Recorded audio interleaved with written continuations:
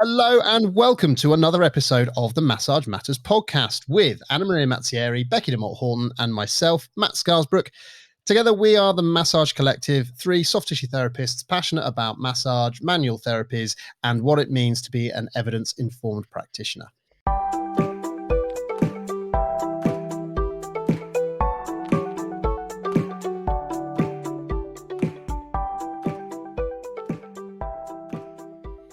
Before we get stuck into today's episode, this is 1 week out, or just slightly 1 week out now, from Therapy Live on the 11th of June. If you haven't got your tickets already, therapy-live.co.uk is where you need to go to get your free ticket to the event, which has 100 different CPD 100 different CPD presentations running all throughout the day. You'll find me, Anna, and Becky sprinkled amongst the amazing stars of musculoskeletal health, trying our very best to look intelligent, whether it's us presenting or we are moderating other speakers.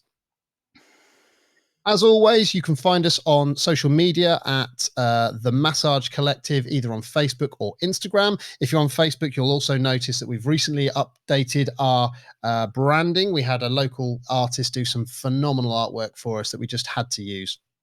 So we've updated, we've had a refresh, and it's looking awesome. Okay, so on with today, and I'm going to hand over to Becky at this point because she has far more to say on this topic than I have. So I'm going to do my very best to keep up.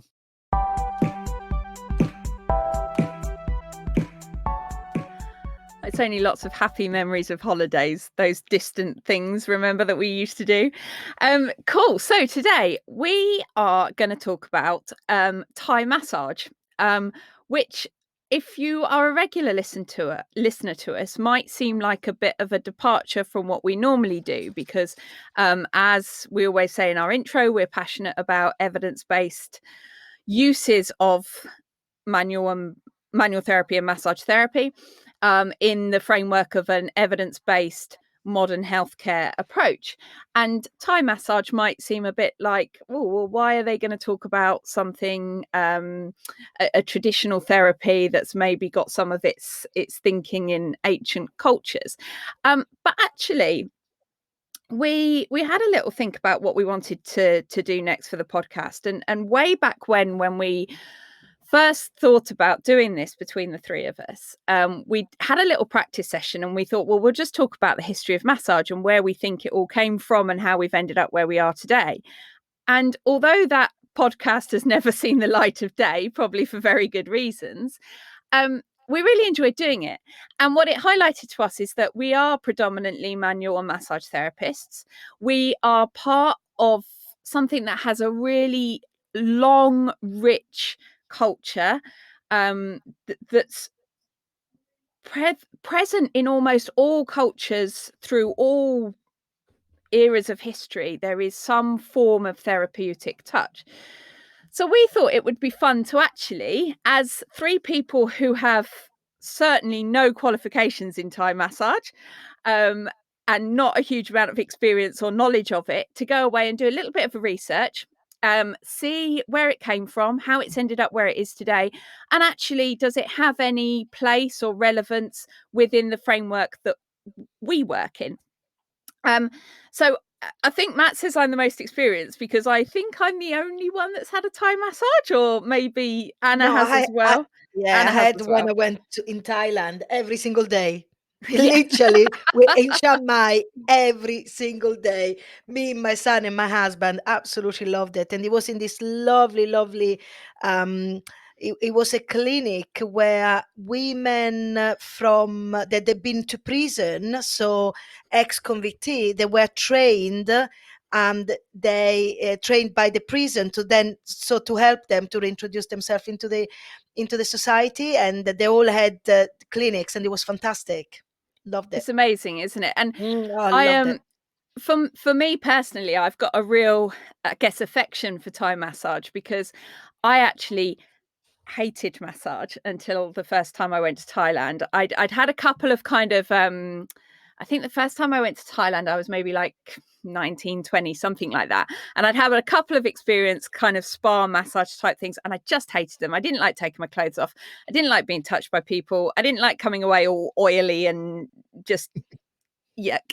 And my boyfriend at the time, who is now my husband, said, "Oh, you're going to love it. They do these amazing massages." And I was like, "No, I don't like massage. It's rubbish. I don't need to be in a room with plinky plonky music and all that stuff." And he was like, "No, this is like completely different." And the first time I went for one, I was like, "This is amazing." I'm just sat, like, there were loads of people around. We had the telly on, and it was just, you just walked in off the street. It was so part of normal. There was no big fuss about it. It was just it was part of their everyday culture, if you like, and it was amazing. And I felt wonderful afterwards. It was a really fantastic experience, and it's from that, and maybe subsequently keep making my husband take me back to Thailand, that I really thought, actually, and it's probably the reason that then when I started competing in triathlon, I was like, actually, massage is a good thing because it makes me feel really good. So I've got a real affection for it. That's kind of what led me down this route. What you say there about the clothing is, I've spoken to a couple of practitioners. One is actually a tutor of Thai massage, Ruth, and one, our lovely Amy. She's a practitioner of Thai massage, table Thai massage. And the both of them said absolutely the same. The fact that the client is is wearing clothing, it helps with establishing the therapeutic alliance, because there is not that sense of, I have to get undressed, or people sometimes feels a little bit uncomfortable because Thai massage puts you in certain position that some people might not feel totally comfortable when they are in underwear. I think that the fact that you're clothes, for those people that might not straight away think that they like to be touched, actually is a great way to introduce them to the approach. And I suppose from the bit I can add here, as you say, I've not been to Thailand. I haven't actually had a Thai massage in the UK either, which is probably not particularly helpful when it comes to a podcast talking about Thai massage. But what the bit that I picked up on really is how you described it's just sort of almost integral to everyday life. It's part of just well-being.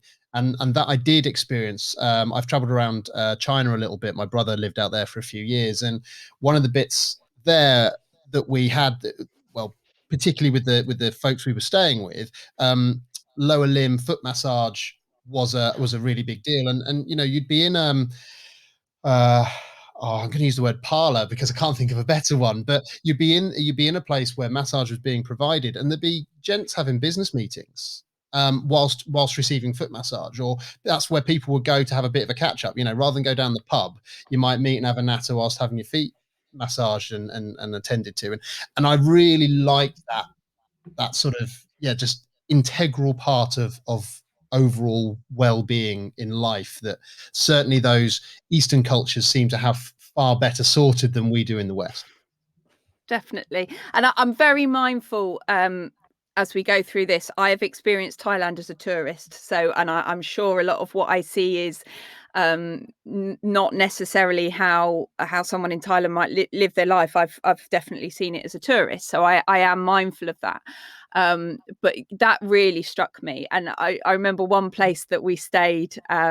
It was second or third time I'd been out there, I think, and like you, Anna, I found this lovely little place outside our hotel, and it was just a family run thing, and I went over there every day for a massage. By the end of the week, I was like, I knew all their kids' names. I was sat there holding their baby, having a massage. I was just part of this really nice female kind of environment. Just, we were sat there gossiping and playing with the kids, and it was just, for me, who doesn't like that kind of lie down and relax now, because that actually makes me more tense. It was a beautiful thing to experience. So I think it's worth probably touching on the history of it a little bit, because I think that's really interesting. And again, I'm not qualified in Thai massage. This is from my reading around when we decided to do this, and just out of my own interest. So I would love to be corrected by anybody who knows more about this than me, and by all means feel free to start a conversation, because I just am fascinated to learn about it. But from what I understand, it clearly has a very rich, long history. Interestingly, what I found is that there's not, it's very much something that was passed down verbally. And because of, also there's a theory there that actually because of the weather conditions in Thailand, if there was anything ever scribed, it didn't survive because of the, it's very wet and hot in Thailand. But we know that this has been around for centuries. It's probably been passed down from elders, and there is this talk of us almost like a shaman type healer in rural communities that would have practiced this form of therapeutic touch and passed it down verbally. And they had sort of an apprentice, didn't they? There seems to be sort of reference of a master and apprentice, which, yes, because I'm me, just puts me in the mind of the Sith. Yeah, it's interesting, but like we say, there's nothing kind of formalized. So we've got no real firm evidence of how this technique emerged as we see it today. However, there are influences and principles that we can take an educated guess around on. There's clearly Indian or influences from India. There's Chinese influences, and then there's the indigenous Thai. So we see principles related to the yoga tradition, techniques that have come down from Ayurvedic medicine, and then also this Chinese influence. So that, like you were saying, Matt, that kind of reflexology and shiatsu type massage, which is very much based on the theory of flow of energy through particular lines in the body, and that you can influence the body's energy by influencing those lines. They're referred to as sen in Thai massage. So it's developed around this idea of, it's basically a combination of what we would refer to as acupressure, so working along these sen lines in the body and influencing the body's energy by putting pressure on certain points on these sen lines, and also this these yogic principles of stretching. And actually one description I saw of it said you can imagine Thai massages like having yoga done to you, which I thought was a really, if you've had a Thai massage, you'll know exactly. I certainly can't do that yoga on my own. So, it's this lovely combination of stretching and acupuncture. So there's also quite spiritual influences. There's quite a lot of influences to lesser and greater extents depending on the practitioner of Buddhism within there. What I found really nice in one particular book that I was reading was saying that the biggest influence of Buddhism in Thai massage is actually the ethics, which I definitely think has, whether you're spiritual or not, has carryover into what we do as practitioners. This ethic of compassion and to do no harm is a real strong theme in the Buddhist faith, and that's had this crossover into Thai massage. So, Thai often therapists sort of live by this principle of they do no harm, they work with compassion through their hands. I love Becky, I love the sentence that you posted yesterday in our chat, where you said, if the therapist's mind is wandering or otherwise disengaged, if the attention is not given to the client, or the therapist's compassionate intention to do good is absent, the massage will be nothing more than a series of physical movements. That was really powerful. I thought so. Yeah. And that, again, that came from a section in a book where they were talking about the spiritual aspect of Thai massage. But actually, that really struck me, that statement, because I thought you could almost swap, if you like, some of those words for that therapeutic alliance. And when we say, when we look for client-centered care. Yeah, when we look for the evidence base in massage, actually, if you take the client-centered approach away, that's all you're left with is a series of physical movements. If you take everything, if you take the compassion, the empathy, the putting the client at the center of what you're doing, you're left with doing a bunch of physical movements. And I love the fact that even the principles of Thai massage are not evidence-based, and I'm sure we've all got our own thoughts on energy flows and Sen, but when even in a technique or a modality, if you like, that comes from that ancient thinking that didn't have that evidence base, they recognized that without certain qualities there's no benefit to it. Yeah, and There's no both Amy and sorry, both Amy and Ruth, they both said it's such an active interaction between the therapist and the client. So they both recognize that you're not doing to the client, you're doing with the client, which I think is quite powerful for that self-efficacy, but also for that role of full integration with the person in front of you. Sorry, Matt, I stopped you there.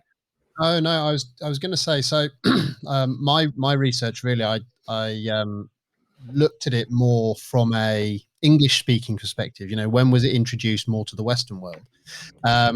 And I'll come back to that bit in a second. But I've got some text here that I think is attributed to the chap who is responsible for bringing it into the Western world, or who certainly is credited with bringing it into the Western world, which again speaks to exactly what you were saying there. Now, the language is not language I personally like. It's not what I would use, because I think it has, it's a huge amount of almost fluff in it, which is not.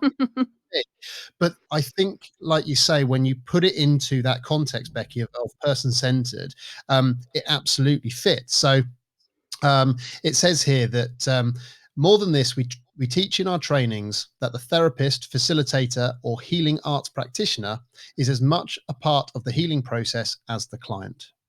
In fact, the therapy is considered a healing experience for the healer as well. The healer is not separate and apart from the client. They are co-facilitators and participants in the practical expression of love. And then it goes on to say, it is direct action of a healthful and beneficial nature. It is the physical expression of undiluted loving kindness and a picture of compassion available in tangible form. Now, as I say, there's a bit of fluff there that I'm not a big fan of, but what I really like is that the language is saying that I actually quite like the fact that it is compassion in a tangible form. I really like that bit, because we can show compassion, and we know compassion is really important, particularly when dealing with people in pain. And essentially we work in the provision of a physical form of that compassion. You could say, for example, counseling is perhaps a more verbal form of compassion. I also really like the fact that, all right, it bounces around and talks about you being a healer, but it does focus on being a co-facilitator, and I think that is again really important in the modern, the sort of contemporary understanding, is that actually, yes, we are facilitating what the client is actually going to be doing for themselves, assuming we're talking from a from a pain or pathology perspective. Obviously, if it's a relaxation, then actually you're just being facilitated, like you say, to go through having yoga done to you. But the chap who is credited with bringing it to the Western world is a guy called Dr. Anthony James, and it appears that he was almost an apprentice to a grandmaster. I think you were going to pick up on at some point, Becky, a grandmaster Farkru Sami in the 1980s, and actually Dr. James produced the first ever Thai massage book in an English language in 1981, which he then actually used as a manuscript for the classes he taught before it was sort of more formally published in the mid 1980s. And that book is still available. It's called Nuat Thai, Traditional Thai Medical Massage. And it's actually, I believe, from everything I've looked at, I believe it's still regarded as a sort of like a key text in everything Thai massage. And it's interesting that, isn't it? So that, did you say that was the 1980s, Matt? Yeah. Yeah. So it's interesting as well, some of the stuff that I read, and again, feel free, people, to correct me if I'm wrong in this, but there was a resistance to teaching these skills to Westerners. And the sense that I got was a lot of the fact that I think I read one thing that said it's too complicated to teach to Westerners, because we don't come from that, because people that did have or ties that did have a very strong practice it from a very strong spiritual point of view. If you don't have that background in Buddhism or in that yogic culture or Ayurvedic culture, then you wouldn't understand the complexities of why you're doing it. And what I found really interesting about that is there was obviously this protection that they didn't just want to teach some physical skills. They wanted you to understand the philosophy behind it. spirituality, the thinking behind it, rather than, and it's almost similar to what's happened with yoga. And I know there's some fractions within yoga that are a bit unhappy that it's just become almost like an exercise practice without the complexities behind it. That is where it came from, if I'm making sense. I've certainly come across comments to similar from the yoga perspective, that yes, it's almost, there are I guess you might say traditionalists who don't like the westernization of yoga, and that now it's taught en masse in gym classes as opposed to part of a daily practice for your own spiritual well-being. 100% agree there. And I can totally see, looking at where Thai massage has come from, why there would be opinions similar to it.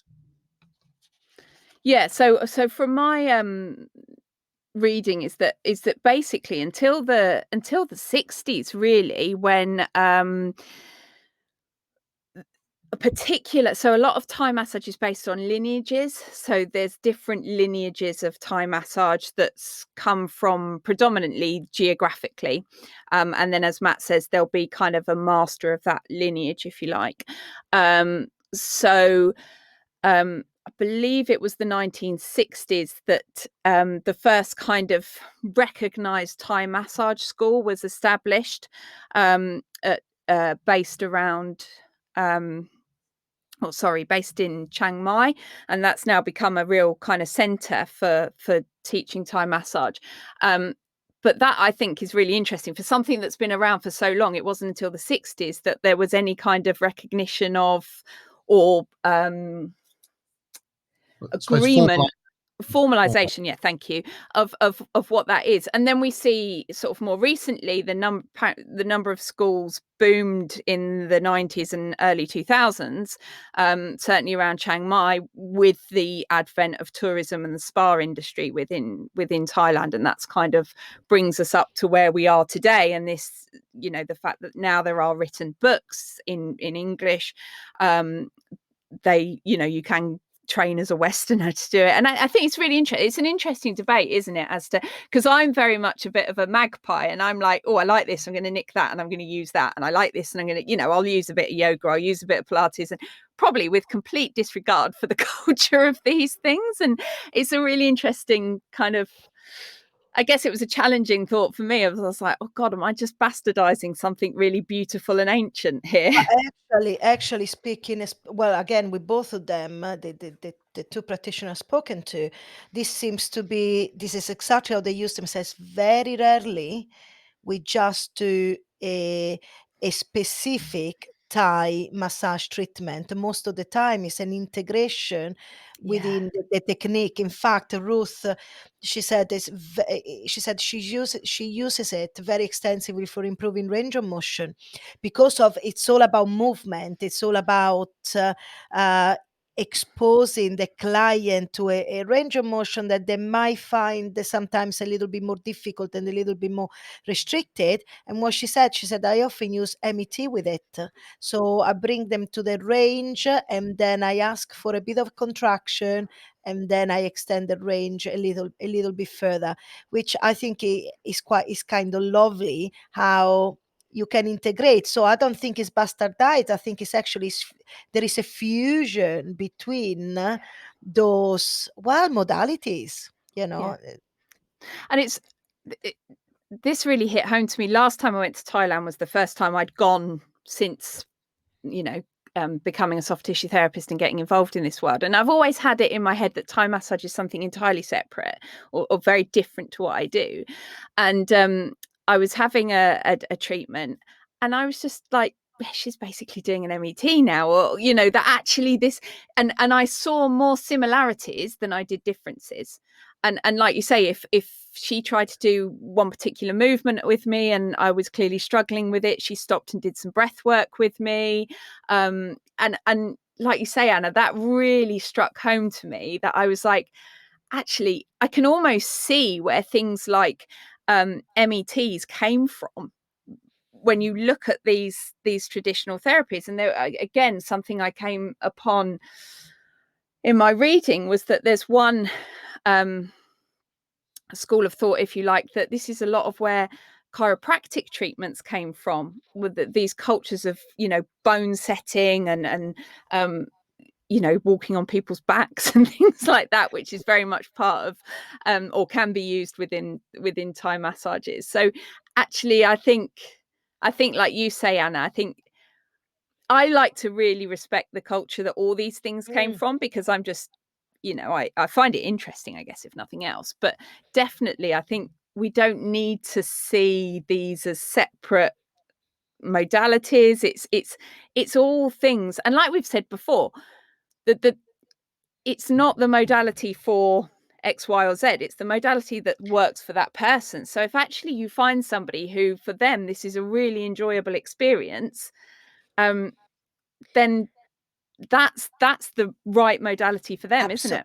Yeah, then we started having the discussion with them that actually what it is exposing them to the different range, is giving them a variability of movement, and also a movement that before they might have felt a little bit, oh, this is not quite comfortable, and actually you're exposing them in a very nice relaxed environment where if you have the clothes on, you have the clothes on, so you feel a little bit less exposed. And so ultimately it's about a physical communication with a client, isn't it? It's nothing more. And it's again, it's not that I want to shoehorn everything within evidence-based practice, but again, in these cases, is very much the narrative. And that she one of the two I was speaking to, they use a little bit of time at the beginning. I know that usually they say a prayer before. I said, I don't say a prayer, but I use a little bit of rocking and quiet time, rocking and quiet time to kind of connect with the client I'm with, which I think actually is lovely. Even that, there might be prayer. Some people might call it a prayer, but actually what it is, if not a moment to collect your thoughts, and making sure that you are uh, thinking what you're going to be doing next, and the kind of establishing the kind of rapport with the client in front of you. So actually, as I say, I don't want to shoehorn everything into evidence-based practice, but again, it's the narrative you build onto it, because ultimately it's movement, assisted movement, passive movement. But I don't see passive as a negative connotation anyway. So, and both of them, like you said at the beginning, Becky, both of them, they called it assisted yoga. Because the development, as again, just from the stuff that we looked at when we did our practice history of massage, which we might have to go back and redo at some point so that it's actually broadcastable. But you mentioned there, Becky, that there's almost more similarities than differences, and that there seems to be a development into more your osteopathic chiropractic side of things.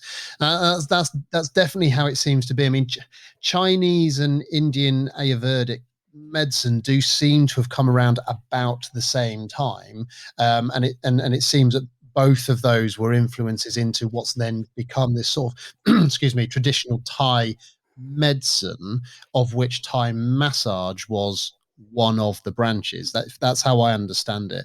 But things like shiatsu, and then later osteopathy, chiropractic, and finally what we would probably call sports massage, or maybe spa massage, came more from the Chinese medicine sort of stream of understanding. But what I quite like is, again, going back to, I suppose, similarities and differences, but also the context within which Thai massage traditionally would take place. Is, again, my understanding is that, again, because it's Buddhist, a very Buddhist background, the temples were almost a central location for people to go seeking help, whatever that help looked like, and particularly if it was medical help, that, you know, they'd go to the temples, and the massage was one of the modalities, if you will, that was available for people.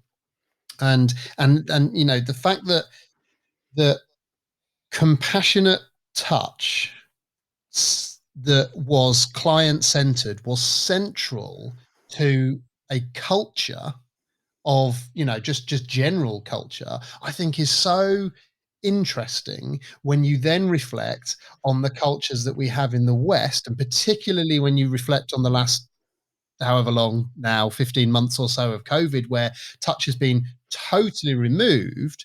You know, people kind of talk about the fact that they've really missed having a hug in the last 15 months, but actually we weren't really that touchy-feely to begin with. But yet there's an entire ancient culture here where touch was fundamental to the center of society.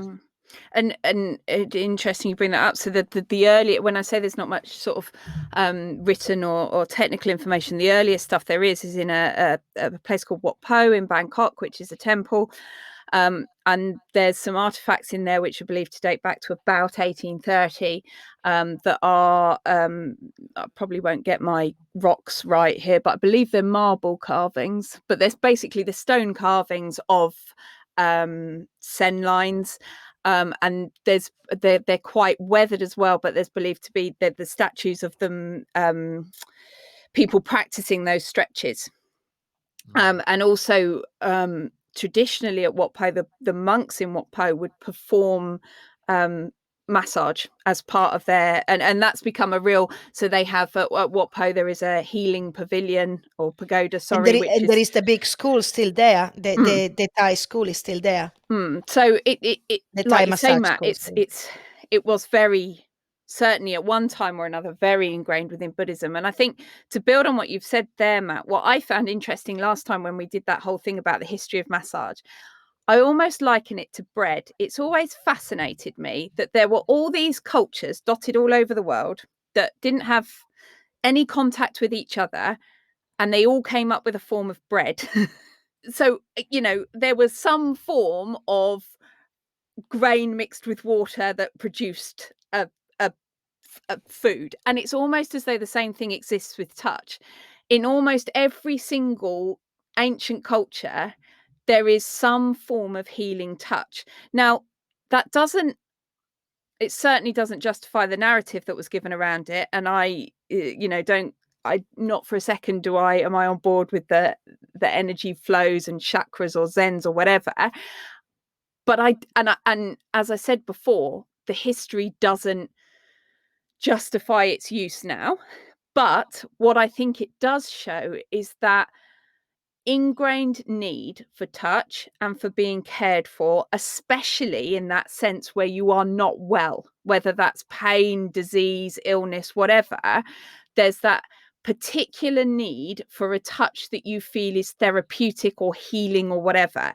And I think to just disregard that human need because it's not backed up by evidence is very, doesn't sit well. Yeah. Yeah, it's a bit throwing the baby out with the bathwater, isn't it?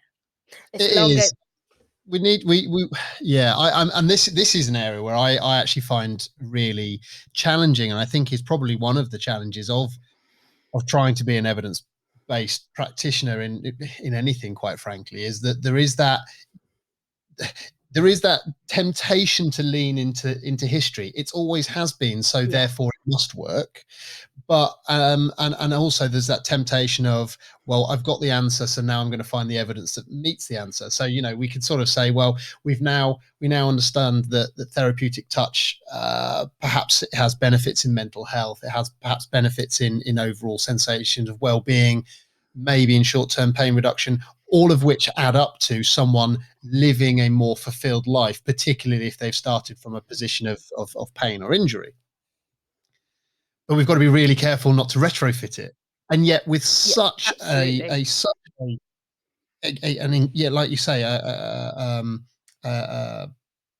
struggling for the word here, but yeah, such an ingrained use of touch throughout all these cultures. It's so hard to sort of not do that. And I think as well, sorry, Anna, I think as well, it's important not to dismiss something because it's been given the wrong narrative, and it's almost a shame that that narrative has persisted despite scientific advances. But these explanations, in the 1830s, they're talking about energy and Zen and Lom, and there, there's these stone carvings of these lines. Those explanations made sense. And when they're talking about the body's energy, actually, is that not what we now refer to as mood, as anxiety, as well-being? So although I'm not, they came up with explanations that, given the knowledge at the time, made sense. And I saw a brilliant thing that really sort of reinforced that to me. I was watching a Brian Cox thing at the weekend, and he was talking about space and what people used to think. And he said, of course, people thought that Earth was the center of the universe. Everything falls to Earth. And you look at the pole star and it's directly north from you in the northern hemisphere. Of course, it makes perfect sense that we believed we were at the center of the universe. And I almost feel the same with this. It's like, of course, that was their explanation. It made sense. Just because we know that explanation isn't correct now doesn't mean that their techniques weren't beneficial. I will go a little bit further there, Becky. Say, yes, obviously, we have the responsibility when we work with people in pain to provide the right narrative, the updated narrative, and to provide approaches which we know are effective to cause no harm. But I actually think when you said let's not throw the babies out with the bathwater, I think we're not throwing the babies out with the bathwater. What we lost is the appreciation that those type of approaches makes us feel good, and actually feeling good is as good as going to treatment for pain. So that those people, and I find that in Italy is very much the same. Going for a massage is a matter of fact. I don't have to have an injury to go for a massage. I go for a massage in Italy because I fancy to feel good. And the same with those type of touches is because they're feeling good. So I don't think we're throwing the babies out with the bathwater. I am a little bit concerned that we are not giving these approaches, these feel-good approaches, the value that they have in people's well-being, not even health, in people's well-being. I must admit there have been times through my work as a massage therapist where I've almost felt uncomfortable providing just a relaxing massage because I've been sort of like, well, it's not doing anything. Like I can justify it from reducing pain because then I want to get you moving. But there have been times where I've gone, but why would you want to just come and lie down for an hour, even though I like receiving it myself? But I think because I've then chosen to say spend my money on that, and I regard myself as well informed, I want to make sure my client feels well informed because I don't want to feel I'm taking their money for fun. Does that make sense? That's what I was going to say, Matt. I think you possibly can reconcile it with yourself because you feel you're well informed enough to make that decision, and that's where sometimes I don't think we trust our clients enough. If somebody comes in and says to you, I just want a relaxing massage, trust them enough to go, okay, fine. That you want to pay me X amount to do that for you, then that's fine. I'm not being unethical in doing that. If you then, this is the whole narrative thing, isn't it? It's then if you start to sell them that you've done X, Y, and Z to their body, or they need to come back, or gosh, aren't your traps tight? I think you need to come back for 16 more treatments. That's where it becomes unethical. But I think, there is nothing wrong in making somebody feel good. And also, if somebody is in pain, why do they get to stop experiencing something that feels good just because you're in pain or you have a chronic medical condition? Or, why do we suddenly think we have the right to then deny them something, as long as the correct narrative is given and it is done in an ethical and compassionate fashion? And if that's what the outcome, that is also that's what the outcomes that the clients want. Because if the client thinks, oh, actually, this treatment will treat my pain, then we are having a problem there. But if actually the client says, I'm exploring different approaches, I'm already seeing, for example, my physiotherapist is looking after my hip pain. I just coming in because I want a little bit of a temporary relief and I want to feel good, then I'm all up for it. I and I am much more comfortable with that, I suppose, nowadays. In that, with some of my chronic pain or my persistent pain clients, there are, we have goals that we're working towards, but there are occasions where it's been a bad week, and they come in, they're like, actually, you know what, today I just need a massage. Yes, I know the stuff we're working on. Yes, but I just need a massage, and I do feel more comfortable doing that. What I do feel, particularly when we talk about these different styles of massage, almost because they are effectively, they've originated from people who have spent a very, very long time I suppose developing different ways of touching people nicely. Thanks, Eric. That actually I think I would benefit from going and studying those techniques, those in order to add them into, like you said, Ruth and Imi were saying, Anna, so I can blend them into just a different form of touch so that it feels not, because novelty is important, I think, when it comes to touch, particularly when it comes to therapeutic touch. I agree. And those and those where sometimes, I know that we're all against modalities, but actually there is value on learning different modalities because you're learning variability of movement. Yeah. And I think, sorry, Matt, I was going to say, for me, it's more about having those. I think the way I see it is that traditionally, certainly in this country, we've looked at it as you need different modalities to treat different pathologies. So, you need a certain type of massage to treat a tendinopathy or frozen shoulder or whatever it is. And actually, I see it as I need lots of tricks, if you like, in my toolbox, for want of a better word, for different people. Because actually, I might do an MET on someone and it feel completely unacceptable to them. It's not a pleasant experience. I've said before, I hate trigger point therapy. If somebody does it to me, I find it really unpleasant, really unpleasant. So, I need different that's not because of my special tissues. That's just because me as a person, I don't find that a pleasant touch. But I do enjoy other things. Interestingly, I enjoy the kind of acupressure that's applied through Thai massage. So if I was my client, I'd go, okay, that's not pleasant to her. Let me find something else that is pleasant, that does feel nice, that does help her move a bit more, that we can tap into getting her to do some exercises and things.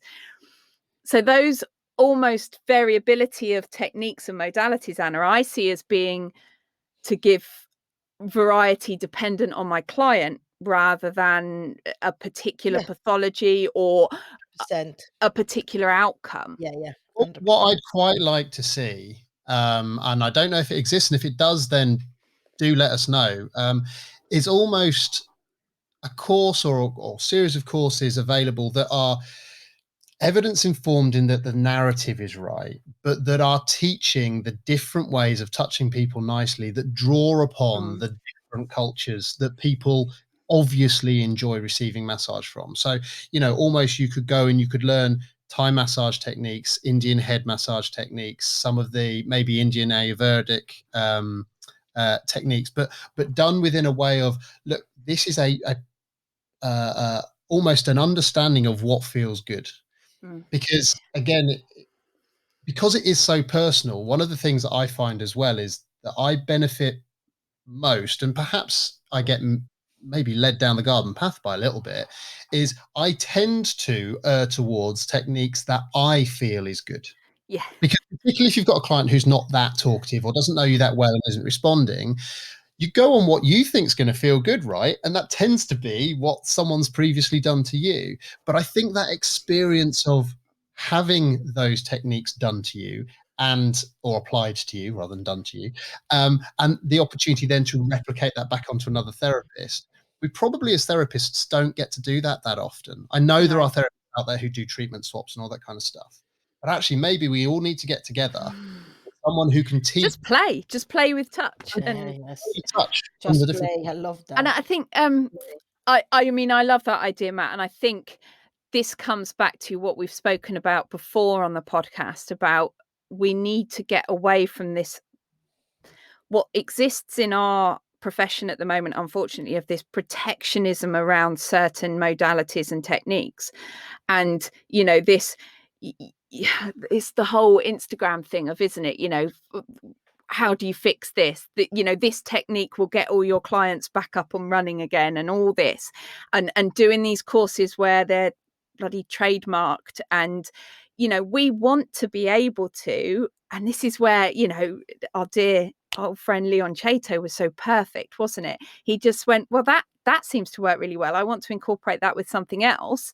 And I just want to do a bit of everything. And I'm not going to trademark anything, and I'm not going to, but like you say, Matt, to do that, you need to be able to go and experience these things, and also kind of, I guess, have the opportunity to play around with them as a therapist without being told a false narrative, or that this is the only thing you'll ever need to fix your client. You know, we need to be more open in terms of, well, actually, I'm just really interested in how you use your techniques, how you use your touch to help other people, and learn from each other like that. And if there is no specific, yeah, Becky, you're absolutely right. There is no specificity. Yeah. There is no specificity of techniques. There is specificity of approach in terms of, for that particular person with their particular individuality.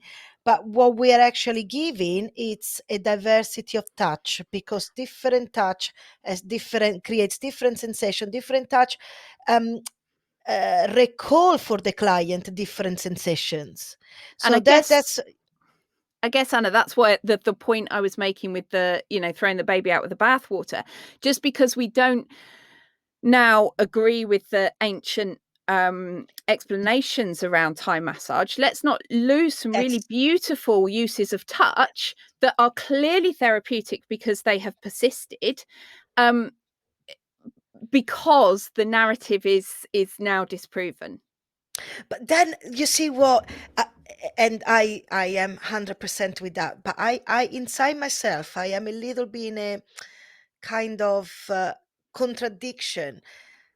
That would I say that the same for acupuncture? Yeah. Yeah, would I say? You see what I I mean? love how us three always come back to acupuncture and go, yeah, but I Yes, wouldn't say that for acupuncture. it just really, really, just. And where is that line? You know, That's we've what I talked mean. about Reiki before, haven't we? And we've talked, and I guess maybe that's the client's choice. Maybe it's like you say, Matt, is this person just coming to relax because they like the sensation of touch, or actually is there a clear, you know, do they want to return to running after patellofemoral pain? In which case there are clear evidenced pathways for that. There are other situations actually where, and that would be where my issue with something like Reiki or acupuncture would come in, because that's not part of that. If the client just wants to feel good, is that something different? I don't. I have the same discomfort. I've ended up in a really interesting situation at the moment, and so I'm working at a new clinic, and with a fabulous colleague of ours, and essentially I'm helping cover for a maternity cover. And the therapist who's on maternity provides, amongst other things, cupping and needling. And I feel that it's my role as a sort of stand-in therapist, as it were, to maintain her clients as they expect to be treated. But I don't do cupping. and I don't do needling. And I'm sat here going, well, I can do cupping. I've trained in it at least, but I haven't trained in needling because of, where I sit on that spectrum. Like you, Anna, I have this conflict, and for me, the line in the sand appears to be, am I breaking the skin? That seems to be for me. I did an acupuncture course. I did a medical acupuncture course to just see if I was missing something, and I'm not missing anything. And yet, and then again, Anna, coming back to Matt's point, is that just your bias because you didn't enjoy it? She's got a funny look on her face now, guys. So this is originally, that's what I thought.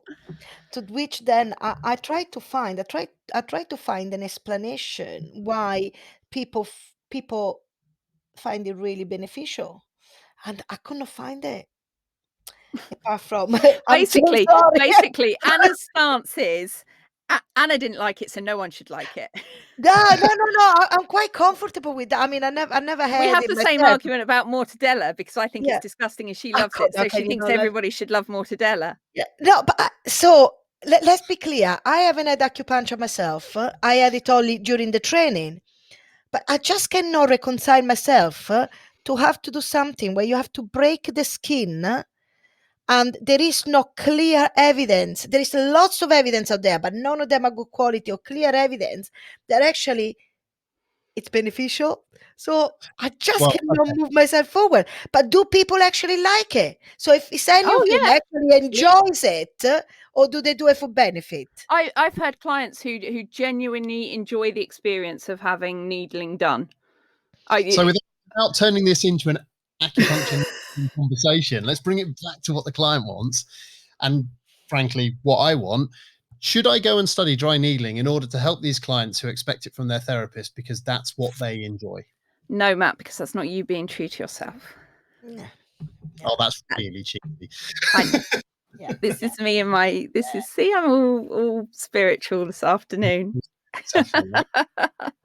But I think it's a difficult one, and I do think there is in everything we say there is a really uncomfortable conversation to be had as to where is that line. If we're saying that it's fine as long as the client finds it enjoyable,